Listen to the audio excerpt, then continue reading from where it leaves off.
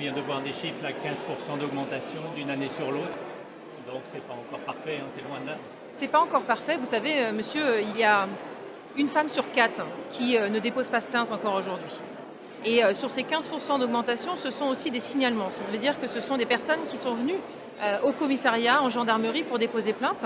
Ce sont des personnes qui se sont fait connaître, en tout cas des acteurs sociaux. Et donc ça veut dire que les femmes continuent à parler davantage.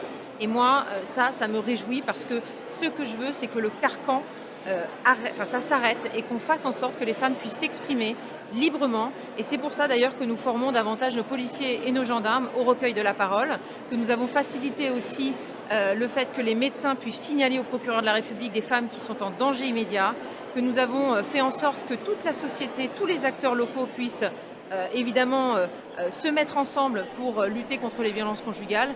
Et donc ce chiffre, en effet, il montre une augmentation de 15%, mais je crois que ce sont 15% de femmes qui parlent encore davantage. Nous avons mis en place beaucoup de dispositifs et nous continuons de les renforcer, notamment avec l'ordonnance de protection qui va être délivrée en 24 heures. Vous savez, c'est très concret. Ça veut dire qu'on va changer la charge de la preuve. On ne va pas attendre de voir si l'auteur est vraiment coupable. On va tout de suite donner une protection aux femmes victimes de violences parce qu'on estime que le danger immédiat est très proche et qu'on doit avant tout protéger ces femmes. Donc vous voyez, ces dispositifs, ils continuent à être déployés. On continue évidemment à déployer d'autres dispositifs. J'expliquais par le PAC Nouveau Départ avec la facilitation du départ des femmes, le fait qu'il y ait un agent de la CAF qui coordonne donc sur le territoire le départ des femmes.